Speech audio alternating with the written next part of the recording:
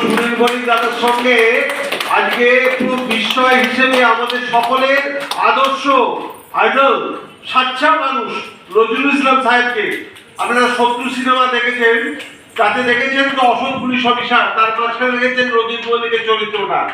আমি শিলিগুড়ি থেকে ওনাকে ফলো করছি, বিভিন্ন কাগজ আনন্দবাজারে বেরোতো ওনার বিভিন্ন কীর্তিকলাপ অসাধারণ। হয়তো গবেষণামূলকের জন্য আনন্দ পুরস্কার পেয়েছেন, কিন্তু ওনার আত্মজীবনীমূলক উপন্যাসগুলো যদি পড়ে শিহরিত হয়ে যাবে। ধন্যবাদ, ভালোবাসা। মানুষ আজকাল সাচ্চা মানুষ পাওয়া খুব কঠিন, এবং পুলিশ জগতে তো মানে দূরবীন দিয়ে খুঁজতে হয়। আর সুজাতা ঘোষ, সোমনাথ ঘোষকে অনেক অনেক ধন্যবাদ তার জন্য।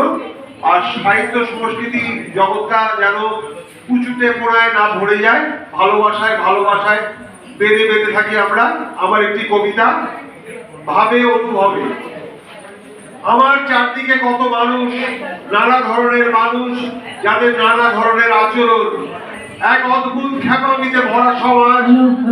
হাসি, কান্না, রাগ, ঘৃণা, হিংসা, ভালোবাসা সব ছড়িয়ে ছিটিয়ে আছে। যে যা পাচ্ছে নিয়ে গায়ে মেখে নিচ্ছে। তারপর নানা রূপে অবতীর্ণ হচ্ছে নানান ভূমিকায়। কেউ অবুঝ, কেউ বেশি জ্ঞানী, কেউ চুপচাপ, আবার কেউ অট্ট হাসিতে ফেটে পড়ে খেয়ালে। আমি মানুষের মেলার মাঝে ঘুরে বেড়াচ্ছি, আপন বলে কবিতার লাইন খুঁজছি। বিচিত্র ভূমিকা থেকে ভাবে অনুভবে চিৎকার করে উঠছি, গান গাইছি। ব্যর্থ পানের আবর্জনা পুড়িয়ে ফেলো, তারপর আবার হেঁটে বেড়াচ্ছি ভিড়ের মাঝে। আমি যে স্বপ্নের ফেরিওয়ালা, যে স্বপ্ন ফেরি করে এ বেলা ও বেলা।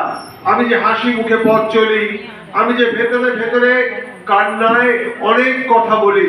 স্বপ্ন দেখি আর ভাবি নতুন এক পৃথিবীর আর এক নতুন আলো মাখা সমাজে। আমি যে গান গাই, ব্যর্থ প্রাণের আবর্জনা পুড়িয়ে ফেলো। সুজাতা বৌদি, সোমনাথ রায় এবং এর উপস্থিত সকলকে আমার আন্তরিক ভালোবাসা জানাই। ধন্যবাদ।